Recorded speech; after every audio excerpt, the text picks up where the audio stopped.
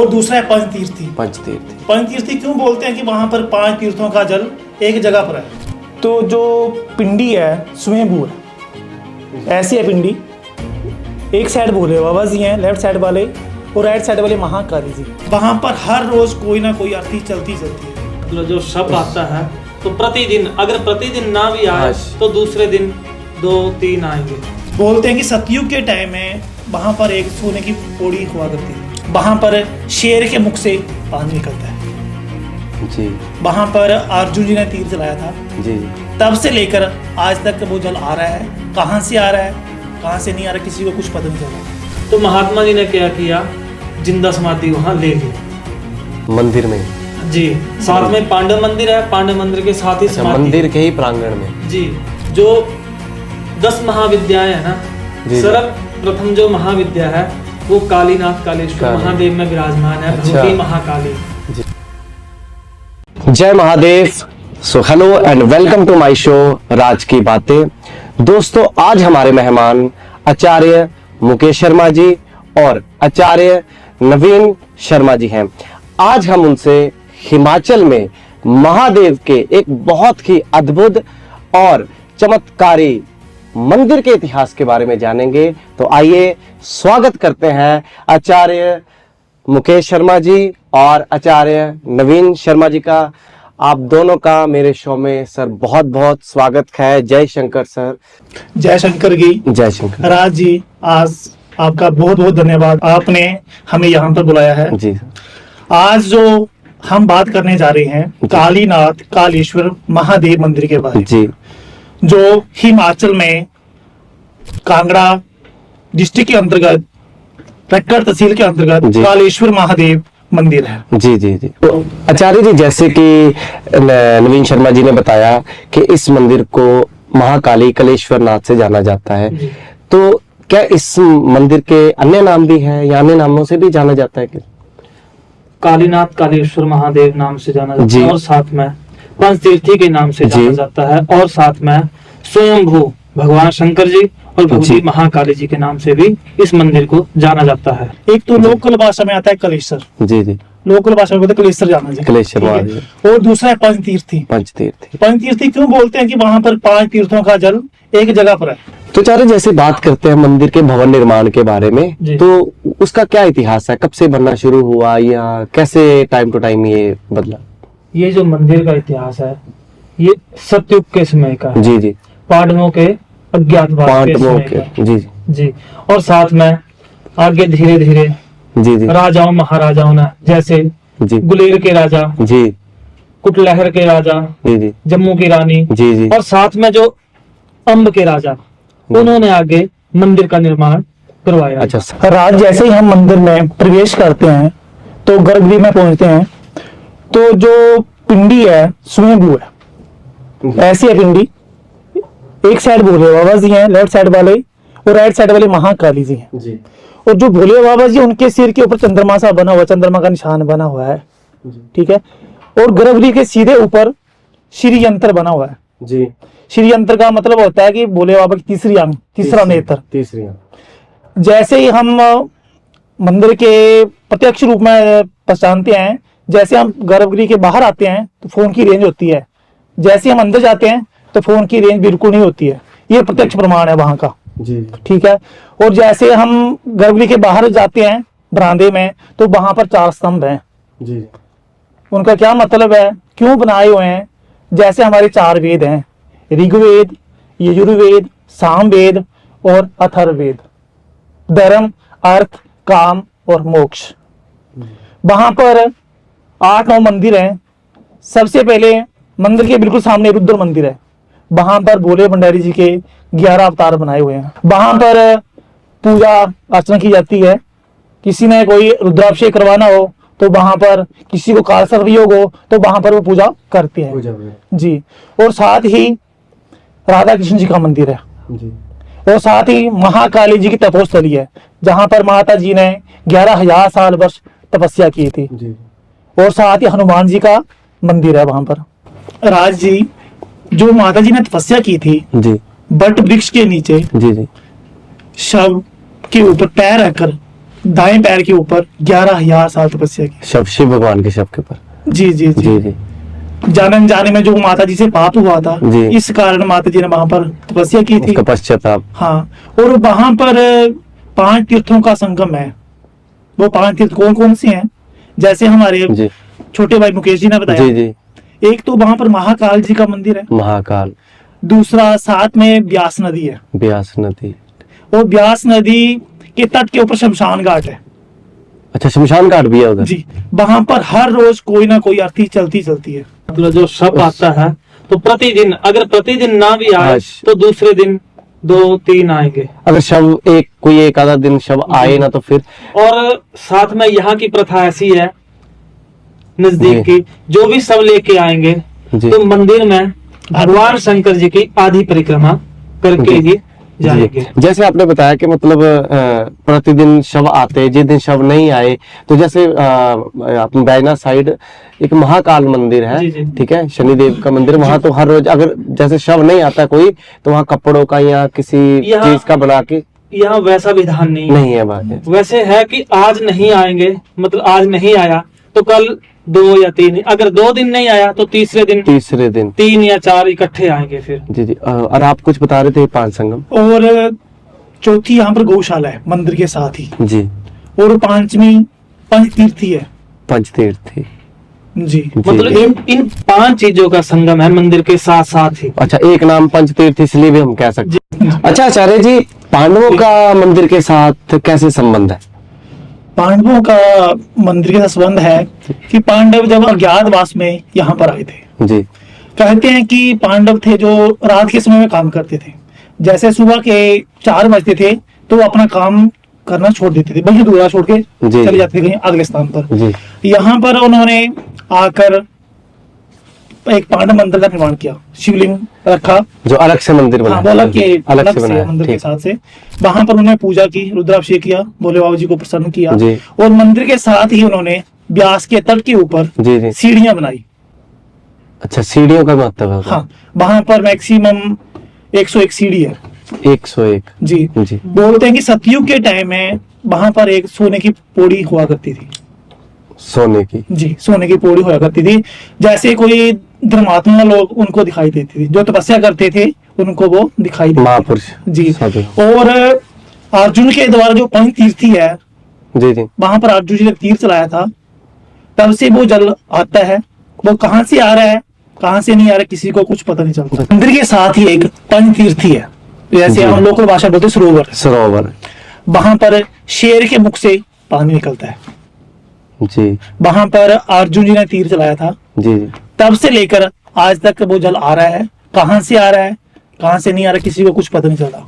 यहाँ पर काफी साइंटिस्ट आए पता निकालने के लिए कि पानी जी, जी। कहाँ से आ रहा है, पर किसी को कुछ पता नहीं चला। आज तक पता नहीं लगा कि साइंटिस्ट खोज करता जो आए। जी जी। पर उसको पंचतीर्थी क्यों कहा गया है? जी जी। ठीक है, क्योंकि वहाँ जो है जी। 5 तीर्थों का जल है। 5 तीर्थ। जैसे हरिद्वार, जी उज्जैन, जी नासिक, जी। रामेश्वरम जी। और प्रयागराज। प्रयागराज। तब इसको पंचतीर्थी के नाम से जानते हैं। जी और इस तीर्थ का इतना बड़ा महत्व है, जैसे अमावस्या आ रही है जी तो दूर दूर से लोग स्नान के लिए आते हैं। जी जी। और साथ में जैसे बैसाखी का मेला लगता है, जी जी। पूरे हिमाचल से, पंजाब से, हरियाणा से, जी। जम्मू से, दिल्ली से, मुंबई से, जी। मतलब पूरे राज्यों से यहाँ लोग स्नान के लिए आते हैं। मतलब अच्छा। उस दिन से लेके आज दिन तक वैसे का वैसा जल जो है आ रहा है। अच्छा आचार्य जी, इसके साथ और भी कोई रहस्य जुड़ा हुआ है इस मंदिर के साथ, या? इस मंदिर के साथ और भी रहस्य जुड़े हैं। जैसे भगवती छिन्नमस्तिका जी। चिंतपूर्णी जी है, उनका भी यह एक स्तंभ है। उनके भगवती जी के चारों और शिव जी के 4 मंदिर हैं। ठीक है, जी। तो एक जो मंदिर है कालेश्वर महादेव भी है, वो है पूर्व दिशा में। जी। और साथ में दक्षिण दिशा में शिवबाड़ी, शिवबाड़ी। जो गदरेट के पास है। ग्रेट। और पश्चिम दिशा में नरहाना मंदिर है, निरहा। वो अब ब्यास नदी का जो डैम है जी जी वो अब उसमें चला गया है। जी। और साथ में एक उत्तर में मच्छकुंड महादेव। मच्छकुंड ये महादेव। भगवती के 4 स्तंभ हैं। वो जी। दोबारा से बात आ गई धर्म, अर्थ, कर्म। काम और मोक्ष। अच्छा अच्छा। ये भगवती के रक्षक हैं चारों ओर। जी और चार शब्दों का तो वैसे भी, चार या चीजों का तो हमारे सनातन धर्म में वैसे ही बड़ा वो इतिहास है, जैसे जी। चार जैसे वेद, हमारी चार दिशाएं, चार वर्ण, चार दिशाएं, जी जी है ना, काफी सारे और भी काफी सारी ऐसी चीजें हैं। राज जी, मंदिर की एक और रहस्य के बारे में आपको मैं बताता हूँ जी। कि ये यहाँ पर 2.5 पौड़ियाँ हैं। 2.5 पौड़ी है। जी, 2.5 पौड़ियाँ मतलब स्वर्ग की पौड़ियाँ, जी। जिससे क्या है, सीधा बंदे को, व्यक्ति को मोक्ष प्राप्त होता है। अच्छा, ये मंदिर के अंदर ही है? हाँ, मंदिर के साथ लगते ही ब्यास के जी। तट के ऊपर ये 2.5 पौड़ियाँ हैं। जी जी। जब पांडव रात के समय में ये पौड़ियाँ बना रहे थे, बना रहे थे। तो जैसे उन्होंने पौड़ियाँ बनाई, जी। 2-2.5 पौड़ियाँ बनाई, जी जी तो सुबह होगी, 4 बज गए। जी। तो उस समय क्या कि उनको कैसे पता चलती 4 बज गए हैं, तो एक गुजरी लस्सी छोड़ रही थी, जी जी। तो उनको पता चल गया कि अब सुबह हो गया है, तो उन्होंने वहीं पर वो काम छोड़ दिया। छोड़ दिया। और तो वो इसलिए उनको बोलते हैं स्वर्ग की पौड़ी। स्वर्ग की पौड़ी। जी, ये जी, मंदिर जी। का इतिहास है एक और भी। जी जी। जी। मतलब पौराणिक कथा। पौराणिक कथाओं के जी अनुसार। अच्छा आचार्य जी, यहाँ मतलब प्राचीन समय से कौन कौन से मतलब ऋषि मुनि थे जो संबंधित है इससे, या कभी नाम सुनने में आया हो? जैसे वेद व्यास जी, जी जी। प्राचीन समय के। वेद महर्षि जी, वेद जी। व्यास जी। और उसके बाद आगे साधु महात्मा लोग यहाँ साधु रहने महात्मा। लगे। जैसे ही इसकी और कथा एक साथ में है। जी जब साधु महात्मा यहाँ थे, तो एक थे गोमतीगिरी जी महाराज, साधु महात्मा जी थे। साधु महात्मा जी। जी, उनके जो उनके पास थी पारसमणि। पारसमणि। वो फिर राजा जी को पता लग गया कि महात्मा जी के पास तो कहाँ के राजा? अम्ब के अम्ब के राजा जी को जी। पता लग गया कि कि पारसमणि उनके पास जो है पारसमणि है। जी। तो अब राजा लोग तो बलवान होते हैं, उन्होंने देखा जी, कि जी। बाबा जी के पास पारसमणि है, ये तो हाँ जी। पारसमणि से तो सब कुछ बना लेते हैं, कोई भी आभूषण, कोई भी किसी भी प्रकार का, कोई भी जैसे किसी भी वस्तु को तैयार करें। जी जी, जी। उस पारसमणि से बना लेते जी हैं। जी। तो फिर राजा जी ने क्या किया, उस पारसमणि को बाबा जी से वो मांगने लगे जी कि हमें इस पारसमणि को दे दो, हम तो यहाँ के राजा हैं, तो हम हमारा अधिकार इस पे। जी हाँ अधिकार लग गए, वो बोलने की हमारा अधिकार है। जी। तो फिर बाबा जी ने क्या किया कि जो पारसमणि थे उनके साथ वो ब्यास नदी में फेंक दी उन्होंने। जो मंदिर के साथ ही बहते जी। हैं। ठीक है। वो फेंकी क्यों? कि वो महात्मा जी थे, वो राजा जी को जी। देना नहीं चाहते थे। क्यों? क्योंकि वो उसका फिर गलत यूज करेंगे। गलत हो सकता है। जी जी जी। तो फिर क्या किया राजा ने जी। अपने सेना, हाथी, घोड़े सब भेज दिए कि उस पारसमणि को ढूंढो। ढूंढो जाके। तो जो हाथी थे उनके पास, वो डाल दिए फिर ब्यास नदी में, अच्छा, साथ में सेना, सेना भी। कि हाथियों के साथ जाओ अंदर और पारसमणि को ढूंढो। पारसमणि ढूंढो। फिर वो पारसमणि मिली नहीं उनको, तो फिर महात्मा जो थे वो डर गए राजा से। जी। तो महात्मा जी ने क्या किया, जिंदा समाधि वहां ले ली मंदिर में ही? जी। साथ में पांडव मंदिर है, पांडव मंदिर के साथ ही अच्छा, समाधि। मंदिर के ही प्रांगण में? जी, समाधि ले ली बाबा जी ने। जी। उनका नाम था गोमतीगिरी जी। गोमती गिरी। जी। तो फिर काफी देर हो गई, वो मणि मिल नहीं नहीं पाई। मिली। तो फिर राजा जी ने क्या किया कि वो दोबारा बाबा जी के पास आए। तो जी। बाबा जी ने तो उस टाइम तो समाधि ले ली थी। चुके थे। तो राजा जी ने देखा कि ये तो मेरे डर से बाबा जी ने समाधि ले ली, तो मेरे से भी पाप हो गया। महापाप। तो राजा जी ने क्या किया, उन्होंने भी वहीं जिंदा समाधि ले ली। जैसे राजा जी ने समाधि ली, वैसे ही रानी ने भी वहीं जिंदा समाधि ले ली। अच्छा, राजा रानी और वहीं। अच्छा, आज भी समाधि वहां मौजूद वहां है? आज भी समाधि मौजूद, वो तो है ही है। और भी जो साधु लोग, महात्मा लोग और भी उनके बाद भी आए, तो भी उनकी कम से कम 60-70 समाधि है वहां। अच्छा, उस मंदिर में 60-70 समाधियां ही हैं साधु लोगों संतों की? जी क्या बात है, ये तो नई चीज मेरे को पता लगी है। जी जी, साधु संतों की लगभग 60-70। मैं गया हूँ, समाधि। पर्सनली भी गया, पर मैंने इस चीज पे ध्यान ही नहीं दिया कि समाधियों की तरफ मंदिर। और आगे जो साधु संत है, इनकी अब 3-4 पीढ़ियां और निकल गई हैं आगे। जी जी सबसे पहले थे बोधानंद सरस्वती जी, जी उनके बाद आए अरुणानंद सरस्वती जी, जी। और जो अभी इस समय है यहाँ संत महात्मा जी, उनका नाम है विश्वानंद सरस्वती जी। जी। वो इस अखाड़े को अभी चला रहे हैं। तो मठाधीश जो मठाधीश। मठाधीश जी, वही जी। है। क्या नाम बताया एक बार फिर बता।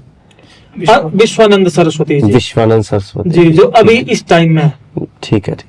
जी। चलो ये तो होगी मतलब ऋषियों मुनियों के रिलेटेड बात। सर अब आपसे पूछते हैं कि मतलब मेलों के रिलेटेड कैसे, मेले वगैरह कितने लगते हैं हर साल में, या साल में कितने के मेले आते हैं इसमें? मेरी बात सुनिए ना, जैसे जनवरी महीने में लोहड़ी होती है, लोहड़ी जी। के अगले दिन संक्रांति आती है, माघ मकर माघ संक्रांति। संक्रांति। तो यहाँ पर काफी ज्यादा रश होता है मकर जी। संक्रांति वाले दिन। जी। मैक्सिमम काफी दूर से यहाँ पर लोग आते हैं। तो और फिर उसके बाद शिवरात्रि आ जाती है। शिवरात्रि आ गई। शिवरात्रि में भी यहाँ पर मेला लगता है। जी। तो और साथ में जो माघ मास में आएंगे यहाँ, जी। वो स्नान का महत्व जो बताया पंचतीर्थ का, पंचतीर्थ वो वहाँ पहले स्नान करेंगे, फिर भगवान शंकर जी के दर्शन करने यहाँ आएंगे। सरोवर में। जी जी। वैसे ही माघ मास में अमावस्या हो गई, आगे आगे शिवरात्रि, उस दिन भी सर्वप्रथम पहले स्नान करेंगे, फिर वहां से ही जल ले आएंगे। जी जी। और जो सामने शिव मंदिर है, जी। उसके ही सामने एक और 11 रुद्र हैं भगवान शंकर जी के, उस जल को वहां चढ़ाते हैं लाके। जी जी जी। जी। अच्छा, मेले के बारे में पूछ रहा था, जैसे जी। 2 मेले तो आपने बताए, इसके अलावा भी मतलब पूरे वर्ष में कोई और मेले आते हैं या साथ में श्रावण मास के श्रावण मास जो के? सोमवार होते हैं ना, 16 सोमवार 4 सोमवार। 4 सोमवार का। 4 तो आते हैं, 2 3 4 साल बाद 5 भी आते हैं, 5 भी आते हैं। उनमें भी मेला लगता है यहाँ। जी। मतलब विशेष हो गया, पहले शिवरात्रि, फिर बैसाखी का मेला चलता है कि जैसे वो ही मतलब पहले स्नान करेंगे, फिर मंदिर दर्शन, और फिर बैसाखी का मेला।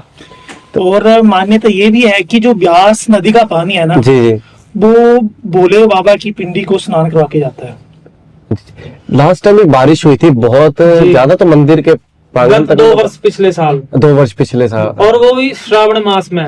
जी। और श्रावण मास का था वो लास्ट सोमवार। उस जी। दिन अगस्त। शंकर जी का खुद ब्यास नदी ने भगवान जी का अभिषेक किया। अभिषेक किया। लेकिन सबसे बड़े मेले की बात करें तो वो बैसाखी का मेला वहां में। जी। तो लगभग कितने की श्रद्धालु संख्या में, अगर एस्टिमेटेड ही बताए तो कितने की? मतलब 3 दिन मेला चलता है जी। हजारों के हिसाब से। हजारों के हिसाब से जी, जी। श्रद्धालु आते होंगे। जी जी। तो काफी बड़े लेवल पर कई राज्यों से। अच्छा आचार्य जी, मंदिर की समय सारणी क्या रहती है? समय सारणी ऐसे है मौसम के हिसाब से। अच्छा, मौसम के। जैसे ठंड है जी तो मंदिर 5 बजे खुलेगा। जी गर्मियों के मौसम में मंदिर 4:30 बजे खुल जाता है। जी।